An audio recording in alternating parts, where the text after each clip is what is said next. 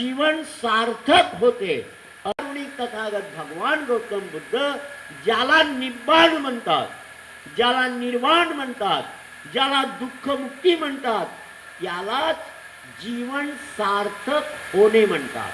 काय म्हणतात? जीवन सार्थक होणे। आणि आपण सगळ्यांचं जीवन सार्थक झालेलं आहे का? नाही। अजून तरी झालेलं आहे का? नाही।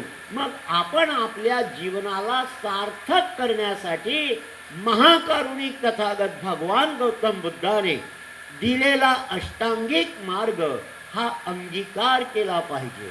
परंतु माताजीने सांगितलं की त्या अगोदर आपण जर पंचशील समजून घेतलं आणि अंगीकार केलं तरी आपलं जीवन सार्थक होऊ शकते। बिलकुल बरोबर आहे, बिलकुल बरोबर आहे। पंचशील आपल्या जीवनामध्ये अत्यंत महत्त्वाचा आहे। पण आपण महाकारुणिक तथागत भगवान गौतम बुद्धाला थोडं विचारूया, है की नाही? कुणाला विचारायचं? कोणाला विचारायचं? महाकारुणिक तथागत भगवान गौतम बुद्धाला आपण विचारूया की खरं खरं सांगा तथागत, आपण पंचशील आम्हाला कशासाठी दिलं? पंचशील आम्हाला कशासाठी दिलं? काऊन दिलं? आम्ही तर चोरी करतच नाही, आम्ही तर दारू पेतच नाही, आम्ही तर बिडी पेतच नाही, आम्ही सिगारेट पेत नाही, आणि आम्ही व्यभिचार तर करत नाही। आम्ही निसर्गाच्या सानिध्यात राहणारे माणसं, निसर्ग नियमाचा तेवढा पालन करतो, पण व्यभिचार हे आमच्या जीवनात नाही आहे। तथागत, मग तुम्ही सांगा की हे पंचशील कशासाठी दिलं, काहून दिलं, यानं फायदा काय होणार?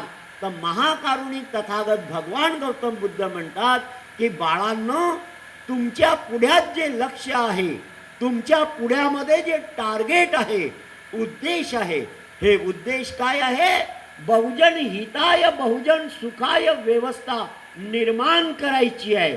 हा तुमच्या जगण्याचा उद्देश आहे, टार्गेट आहे, आणि हे टार्गेट पूर्ण करण्यासाठी तुम्हाला जगायचं आहे। बहुजन हिताय बहुजन सुखाय व्यवस्था निर्माण करायची आहे, कारण अल्पजन हिताय अल्पजन सुखाय व्यवस्था हे अस्तित्वात होती, आणि म्हणून अल्पजन हिताय अल्पजन सुखाय ही व्यवस्था नष्ट करून आपल्याला बहुजन हिताय बहुजन सुखाय व्यवस्था निर्माण करायची आहे। आणि आपल्या जगण्याचा उद्देश